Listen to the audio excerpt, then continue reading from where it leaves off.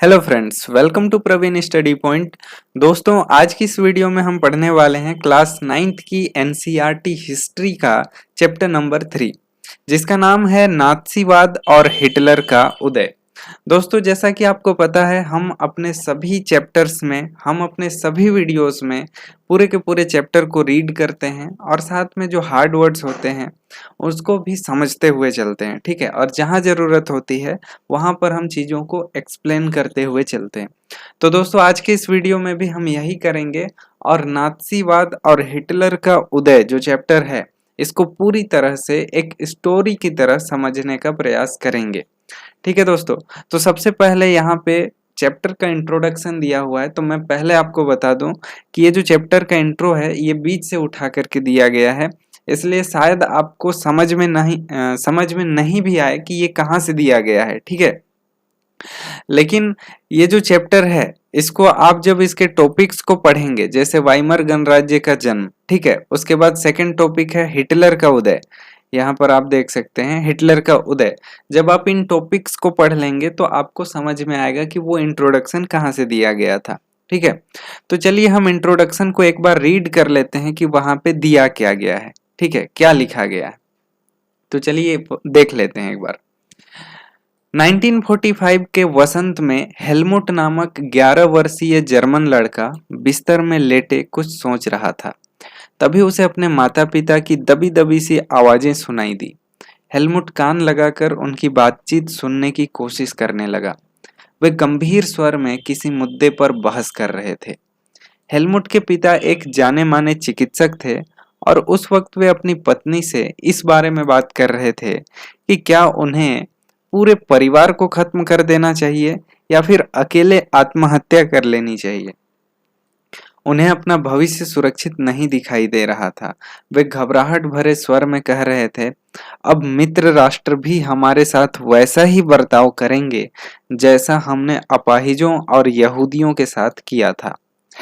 अगले दिन ही वे हेलमुट को लेकर बाग में घूमने गए और यह आखिरी मौका था जब हेलमुट अपने पिता के साथ बाग में गया। दोनों ने बच्चों के पुराने गीत गाए और खूब सारा वक्त खेलने कूदने में बिताया।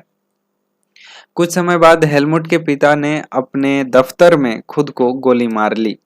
हेलमुट की यादों में वह क्षण अभी भी जिंदा है जब उसके पिता की खून में सनी वर्दी को घर के अलाव में ही जला दिया गया था। हेलमुट ने जो कुछ सुना था और जो कुछ हुआ उससे उसके दिलो दिमाग में इतना गहरा सदमा पहुंचा कि अगले 9 साल तक वह घर में एक कौर भी नहीं खा पाया, मतलब खाना नहीं खा पाया। उसे यही डर सताता रहता था कि कहीं उसकी माँ भी उसे जहर ना दे दे। ठीक है, उसे भी जहर ना दे दे। तो दोस्तों यहाँ पे दरअसल क्या लिखा गया है वो समझने की कोशिश करते हैं। तो दोस्तों 1945 में वर्ल्ड वार चल रहा था, वर्ल्ड वार टू। ठीक है, वर्ल्ड वार टू खत्म हो गया था और उसमें हिटलर जो है वो जिसके साथ लड़ाई कर रहा था वे लोग जीत गए थे। इतना समझते हैं, हिटलर जिसके साथ लड़ाई कर रहा था वे लोग जीत गए थे। और ये नात्सीवाद जो है वो नात्सी एक पार्टी भी थी, तो वो किसकी पार्टी थी? हिटलर की पार्टी थी। ठीक है, तो ये लोग हार गए थे। तो अब इन्होंने युद्ध के दौरान यहूदियों और अपाहिजों के साथ बहुत ही ज्यादा बुरा व्यवहार किया था। ठीक है, तो जब ये युद्ध में अब हार चुके थे तो इन्हें लग रहा था कि मित्र राष्ट्र जिनको युद्ध में जीत मिल गई है, अब वे भी हमारे साथ वैसा ही बर्ताव करेंगे जैसा कि हमने अपाहिजों और यहूदियों के साथ किया है। ठीक है, इसीलिए हेलमुट जो है उसके पिता नात्सी थे, तो हेलमुट जो है वो ये सब बातें सुनता है अपने पिता की और उसके पिता जो है वो खुद को गोली मार लेते हैं, आत्महत्या कर लेते हैं। ठीक है, तो यही चीज आपको समझाने की कोशिश किया जा रहा है कि ये नात्सी पार्टी जो थी वो कितनी आ, वो कितनी शर्मिंदगी से खुद को गोली मार लेते हैं। ठीक है, सभी के सभी लोग। यहाँ देखिए आगे क्या दिया गया है। हेलमुट को शायद समझ में नहीं आया हो, लेकिन हकीकत यह है कि उसके पिता नात्सी थे। ठीक है, तो यहाँ से आपको ये पता चलेगा कि नात्सी कौन थे। ठीक है, मतलब ये जानने की इच्छा पैदा होगी कि नाथसी कौन लोग थे। ठीक है, तो उसको इस चैप्टर में बाद में डिस्क्राइब किया गया है। ठीक है, तो यहाँ पे एक कहानी से आपको बताया गया है, कहानी बताया गया है जिससे आपको इंटरेस्ट डेवलप हो इस चैप्टर को पढ़ने के लिए। ठीक है, उसके बाद इस चैप्टर को यूनिट 1 से शुरू किया गया है। तो आज बस हम इस इंट्रोडक्शन को देखेंगे, उसके बाद जो नेक्स्ट वीडियो है उससे जो रियल चैप्टर है वो शुरू होगा कि हिटलर का उदय किस तरह से हुआ, वाइमर गणराज्य क्या था। ठीक है, तो इस तरह की बातें हैं। तो हेलमुट को शायद समझ में ना आया हो कि हकीकत क्या है, लेकिन कि उसके पिता, लेकिन हकीकत क्या थी, उसके पिता जो है वो नाथसी थे। वे एडोल्फ हिटलर के कट्टर समर्थक थे और आप में से कई बच्चे नाथसियों और उनके नेता हिटलर के बारे में जानते होंगे। आपको शायद पता होगा कि हिटलर जर्मनी को दुनिया का सबसे ताकतवर देश बनाने को कटिबद्ध था। वह पूरे यूरोप को जीत लेना चाहता था और आपने यह भी सुना होगा कि उसने यहूदियों को मरवाया था। लेकिन नाथसीवाद सिर्फ इन इक्का दुक्का घटनाओं का नाम नहीं है, यह दुनिया और राजनीति के बारे में एक संपूर्ण व्यवस्था, विचारों की एक पूरी संरचना का नाम है। आइए समझने की कोशिश करें कि नाथसीवाद का मतलब क्या था। इस सिलसिले में सबसे पहले हम यह देखेंगे कि हेलमुट के पिता ने आत्महत्या क्यों की और वे किस चीज से डरे हुए थे। ठीक है, तो इस कहानी को समझने के बाद हमें ये जानने की इच्छा जरूर पैदा होगी कि हेलमुट के पिता ने आत्महत्या क्यों की। ठीक है, आखिर ये नाथसीवाद क्या था, आखिर ये नाथसी पार्टी की क्या थी। ठीक है, हिटलर युद्ध क्यों किया। ठीक है, हिटलर ने यहूदियों को क्यों मरवाया। ठीक है, अपाहिजों की हत्या क्यों की हिटलर ने। तो इन सभी चीजों को जानने की इच्छा हमारे मन में जागेगी। ठीक है, और इन सभी क्वेश्चन का आंसर हमें कहाँ मिलेगा, तो इस चैप्टर में मिलेगा। ठीक है, तो इसीलिए ये जो इंट्रोडक्शन होता है ना चैप्टर के पहले, हमें इसीलिए दिया जाता है ताकि हम इस इंट्रोडक्शन को पढ़कर, इस छोटे से कहानी को पढ़कर हमारे मन में ये इच्छाएं डेवलप हो कि हम इस पूरे चैप्टर को पढ़ सकें। ठीक है, तो चलिए और क्या क्या सवाल हमारे मन में आ सकते हैं उनको देखते हैं।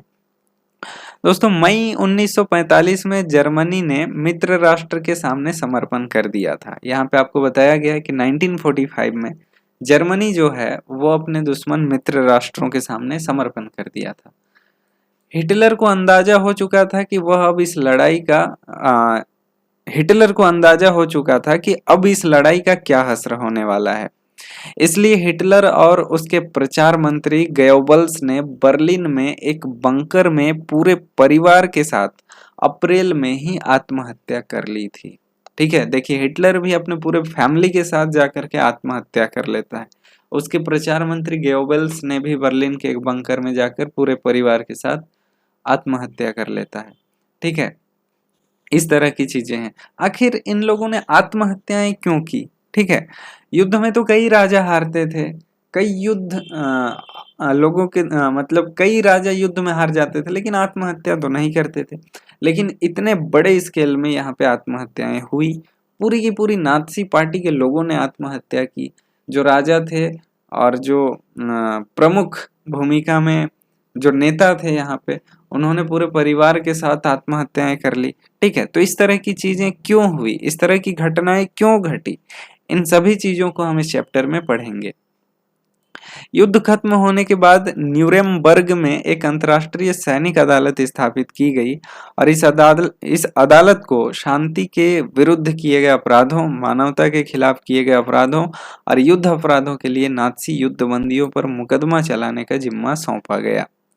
युद्ध के दौरान जर्मनी के व्यवहार, खास तौर से इंसानियत के खिलाफ किए गए उनके अपराधों की वजह से कई गंभीर नैतिक सवाल खड़े हुए और उनके कृत्यों की दुनिया भर में निंदा की गई। ये कृत्य क्या थे। ठीक है, तो ऐसे क्या कृत्य किए गए थे जर्मन के नाथसियों द्वारा कि दुनिया भर में इसकी निंदा हुई। ठीक है, तो इन कृत्यों के बारे में हम जानेंगे। ठीक है, कि क्या कृत्य किए गए थे इन नाथसियों के द्वारा। यहाँ पे थोड़ा सा लिखा गया है, उसको भी हम पढ़ लेते हैं। चलिए जानते हैं कि इतनी बड़ी मात्रा में, मतलब इतने बड़े स्केल में इसकी निंदा क्यों की जा रही थी। ठीक है, युद्ध तो बहुत होते थे लेकिन इसकी तरह निंदा नहीं की जाती थी। तो ऐसा क्या हुआ था यहाँ पर, यहाँ दिया गया है। दूसरे विश्व युद्ध के साये में जर्मनी ने जनसंहार शुरू कर दिया, जिसके तहत यूरोप में रहने वाले कुछ खास नस्ल के लोगों को सामूहिक रूप से मारा जाने लगा। ठीक है, तो जब सेकेंड वर्ल्ड वार हो रहा था तो जर्मनी ने अपने ही देश में जनसंहार शुरू कर लिया, लोगों को मारना शुरू किया। क्यों मारा? कुछ खास नस्ल के लोगों को मारा। उनको लगता था कि ये जो नस्ल है वो प्योर नहीं है। ठीक है, वो अपने खुद की नस्ल को प्योर मानते थे और बाकी जो नस्ल वहां रहते थे उनको ये माना गया कि ये प्योर नस्ल नहीं है और इनकी वजह से ही हम हमेशा इन्फीरियर हो रहे हैं, इसलिए उनको मारना शुरू किया गया वहां पर। ठीक है, अब इस युद्ध में मारे गए 60 लाख यहूदी, 2 लाख जिप्सी और 10 लाख पोलैंड के नागरिक थे। ठीक है, साथ ही मानसिक और शारीरिक रूप से अपंग घोषित किए गए 70,000 जर्मन नागरिकों को भी मार डाला गया।